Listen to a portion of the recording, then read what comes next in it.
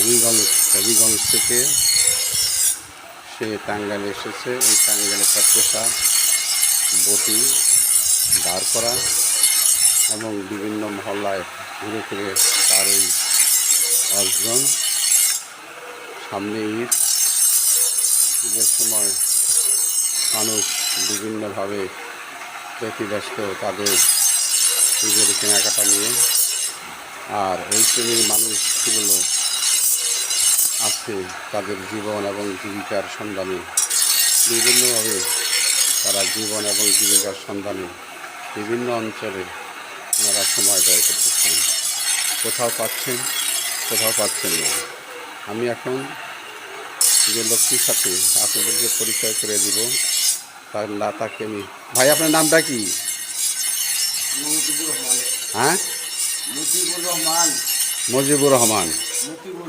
মতিবুর রহমান। আপনার বাড়ি কোথায়?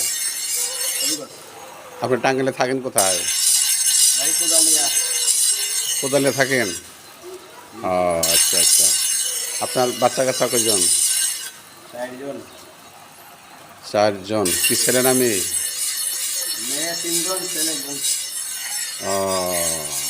আপনি আপনি আপনি যে সারাদিন যে পরিশ্রম করতেছেন, এটা আপনার কি পরিমাণে ইনকাম হয় ভাই?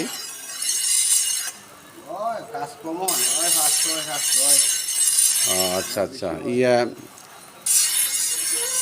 আপনি কি ঈদের এই যে সামনে যে ঈদুল আজহা, এই ঈদুল আজহায় কি আপনি বাড়ি যাবেন?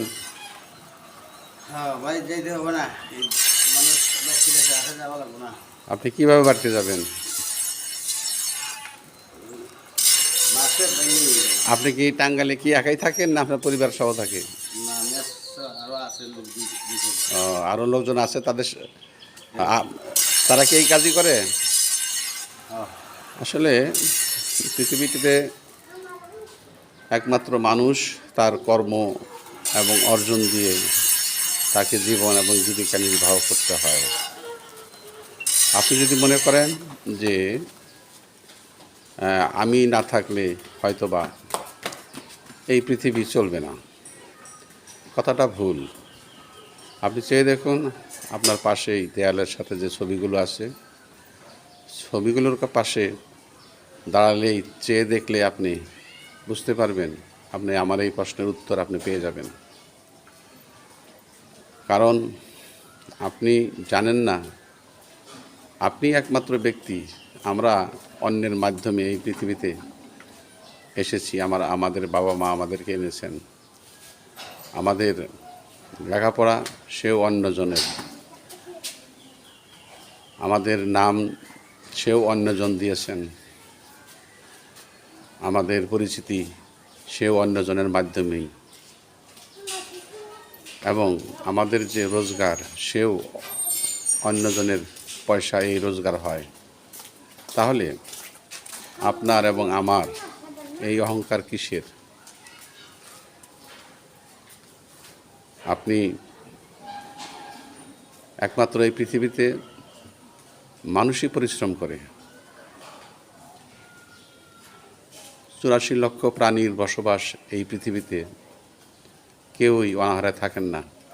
একমাত্র মানুষ, তার জীবনটা এরকম, তার পেট কখনো ভরে না। যাই হোক, অনেক কথাই বললাম। ভাই সাহেব, আপনার বাড়ি যাবেন কবে? ঈদের আগের দিন আপনার কষ্ট হবে না? হ্যাঁ, 2 দিন তো কাজও একটু বেশি হবো। আচ্ছা আচ্ছা। ঈদের আগের দিনে কাজ বেশি হয় না? আপনি কি সারা টাঙ্গাইলে কি ঘুরে বেড়ান? আমাদের ঈদ মানে আনন্দ। এই ঈদে আমাদের দেশে এরকম মানুষও আছে যারা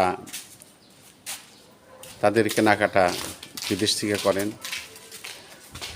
তাদের একটু অসুখ বিসুখ হলে তারা বিদেশে পাড়ি জমান। আর এমনি ভ্রমণ কাজে তারা তো আসেনি।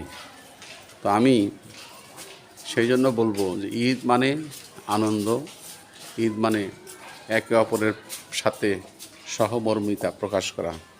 কিন্তু বাস্তব ক্ষেত্রে আমাদের জীবনে এই ধরনের কোনো উদাহরণ আমরা দেখতে পাচ্ছি না। ফলে আমাদের জীবন ক্রমান্বয়ে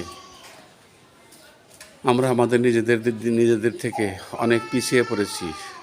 এই সমস্ত সাধারণ মানুষ যাতে সুন্দরভাবে বেঁচে থাকতে পারেন, সেই লক্ষ্যে আমাদের এই সোনার বাংলাদেশ গড়ার প্রত্যয়ে আমরা কাজ করব। এই বলেই আমি আপনাদের কাছ থেকে voice of good news SM. Mofazzal Hossain voice of good news থেকে বিদায় নিচ্ছি। আপনাকে অশেষ ধন্যবাদ। আসসালামু আলাইকুম।